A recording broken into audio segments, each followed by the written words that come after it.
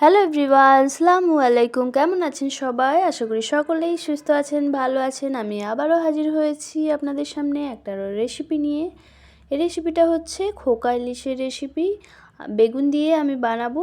কিভাবে আমি বানাই সেটাই আপনাদের সাথে শেয়ার করব। তো সম্পূর্ণ ভিডিওটি স্কিপ না করে ফুল ভিডিওটি একটু দেখবেন। এখানে আমি নিয়েছি 4 পিস মাছ। তো মাছটাকে ভালো করে পরিষ্কার করে ধুয়ে কেটে নিয়েছি। এখানে দিয়ে দিচ্ছি পরিমাণ মতো একটু লবণ আর হলুদের গুঁড়ো। খুব বেশি হলুদটা ইউজ করব না এই রান্নাতে। দিয়ে ভালো করে ম্যারিনেট করে নেব। এখানে সর্ষের তেলও দিয়ে দিলাম 1 টেবিল চামচের মতো। দিয়ে মাছটাকে ম্যারিনেট করে কিছুক্ষণ রেখে দেব। তারপরে এদিকে আমি 3টে বেগুন নিয়েছি। দেখুন বেগুনগুলো কেটে নিতে হবে। বেগুন দিয়েই আমি রান্নাটা করব। এই খোকা ইলিশের রেসিপিটা এই বেগুন দিয়ে এইভাবে যদি বানিয়ে খেয়ে দেখেন তাহলে কিন্তু খুবই ভালো লাগে। গরম ভাতের সাথে একদমই জমে যাবে। তো বেগুনটাও আমি লবণ হলুদ মাখিয়ে নিয়েছি কেটে। এবার এখানে সর্ষের তেল দিয়েছি। তেলটা ভালো করে গরম করে নিয়ে বেগুনগুলোকে আগে ভেজে নেব। তো সব বেগুনগুলো আমি তেলের মধ্যে দিয়ে দিচ্ছি। দিয়ে গ্যাসের ফ্লেমটা হাইতে রেখেই সব বেগুনগুলো এপিট ওপিট খুব ভালো করে ভেজে তুলে নিতে হবে।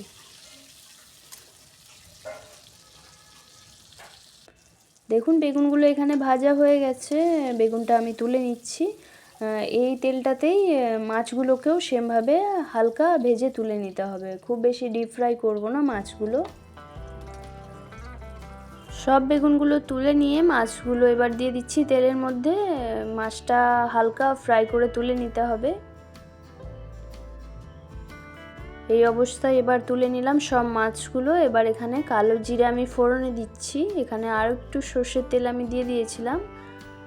দিয়ে বাকি রান্নাটা করছি। আর দিলাম স্বাদ মতো লবণ আর কাশ্মীরি লঙ্কার গুঁড়ো দিলাম একটু কালারের জন্য, তাতে কালারটা খুবই ভালো আসবে। আর এখানে আমি সর্ষে পেস্ট করে নিয়েছিলাম, সাদা সর্ষে আর কালো সর্ষে দুটোই দিয়েছি। আর কাঁচা লঙ্কা দিয়েছি একটু ঝালের জন্য।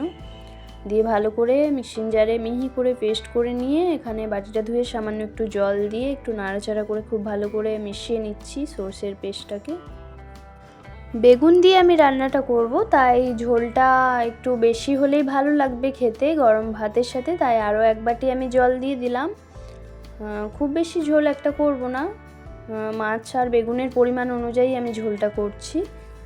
গ্রেভিটা খুব ভালোভাবে ফুটে উঠেছে। এখানে আমি চিনি দিয়ে দিলাম 1/2 টেবিল চামচের মতো, স্বাদটাকে একটু ব্যালেন্সে রাখার জন্য। খুব ভালো আসবে স্বাদটা তাতে। এবার মাছগুলো সব দিয়ে দিচ্ছি আমি ঝোলের মধ্যে।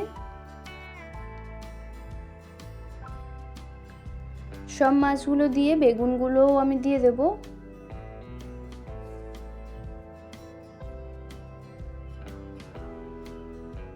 তো সব বেগুনগুলো আমি দিয়ে দিচ্ছি। বেগুনটা আর ভাজার সময়তেই খুব ভালোভাবে একদম নরম হয়ে গেছে। আর মাছটাও সেদ্ধ হওয়ার বেশি কোনো কথা নেই।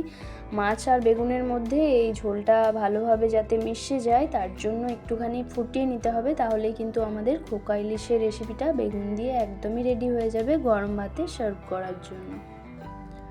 তো এখানে গ্যাসের ফ্লেমটা হাইতে রেখেই কিছুক্ষণ ফুটিয়ে নিতে হবে, যাতে তেলটাও ছেড়ে দেয় খুব ভালো করে।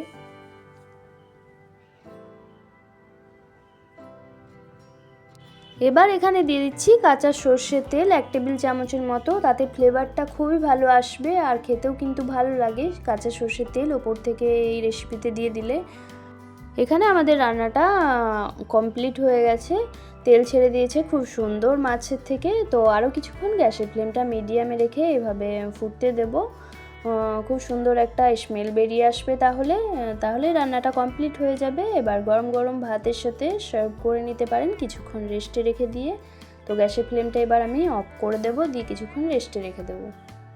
তাহলেই রেডি হয়ে যাবে আমাদের বেগুন দিয়ে খোকা ইলিশের রেসিপি। তো এইভাবে অবশ্যই একবার বানিয়ে খেয়ে দেখবেন। আর আমার রেসিপিটা কেমন লাগলো আমাকে কমেন্ট বক্সে জানাবেন। যদি ভালো লাগে লাইক কমেন্ট শেয়ার করে দেবেন।